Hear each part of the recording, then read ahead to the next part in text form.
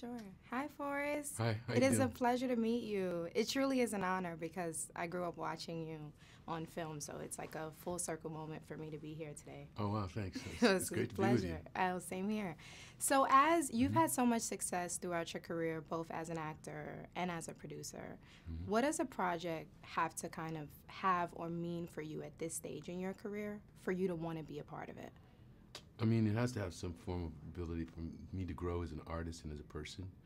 I think that most of the films that we do as a company to produce have a social consciousness, usually to push forward ideas to the community, to the society, to try to help make positive change or to reinforce the positive changes that have happened. Well, Black Panther certainly does that. I mean, I left the film kind of overwhelmed. I was just like, wow, this is amazing. It's empowering. It's almost surreal to see all of these black faces be a part of this kind of film. Sure. And there's a particular scene that was very emotional for me and shocking when T'Challa goes to see his ancestors as the Black Uh-huh. Panthers. hmm And I'm curious, it may be personal, but what type of spiritual experience did you have being a part of this film and specifically playing a spiritual elder? I wanted to be able to try to bring people to a place of good character.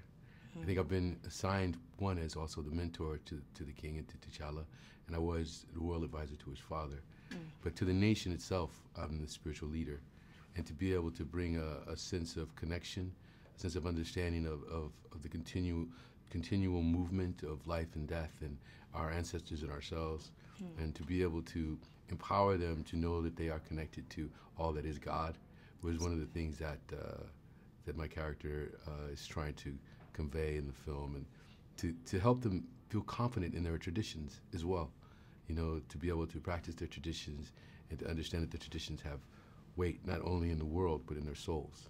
Yeah, it was extremely powerful to watch that. I was like, wow, this scene. But what I also love about the film is Ryan. Mm-hmm. I mean, he's incredible, but he has this ability to really add a human element to this superhero and even to the villains. What did you see in Ryan 5 years ago when you decided to produce Fruitvale Station that led you to be a part of that project?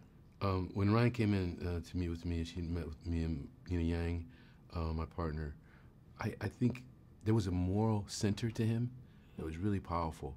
There was a sense of a need to help the world and society, a social understanding that was really unique. He was already working, I think he was working as a social worker, working in the prisons in Oakland, and so I got a chance to hear some of his first ideas, at least the ideas he was having while he was in school. And one of them was Fruitvale Station. And it seemed extremely relevant, and he seemed like the person that would be able to really bring it out and then, hopefully connect the country around something that was really important to be examined and looked at. Yeah, I think people are going to walk away even more impressed if they haven't been with him.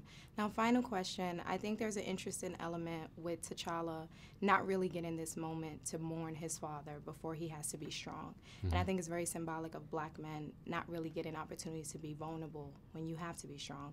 So does that hinder us as a community, or does it help strengthen us? I think like you said, so many concepts and so many things that Ryan has put in the film. You did see a number of very strong black men show their feelings and their insights and let you understand their pains. I mean, from Killmonger to, of course, T'Challa, you got a chance to see it. And I think, yes, there is an import to understand the challenge. There are challenges that happen to people of color, in this world, that we have to be able to have the strength to mantle through and continue forward.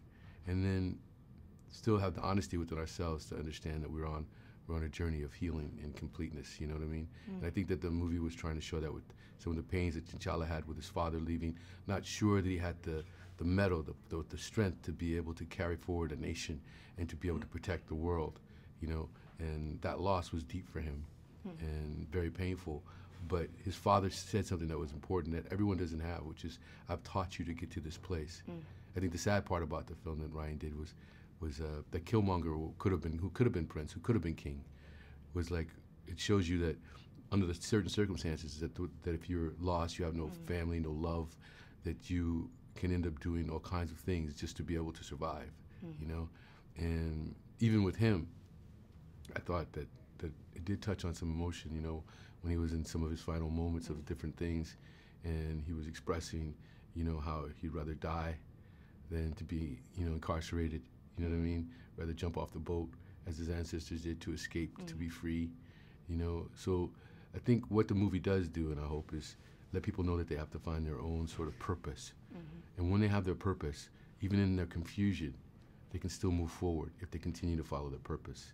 And I think that was what happened with T'Challa, and that's what's happened with even with Killmonger. You know? Absolutely. Thank you, Mr. Whitaker. I'm Sure. so grateful that our ancestors brought us here together. It's a pleasure for me, and it's an honor. Yeah, me too.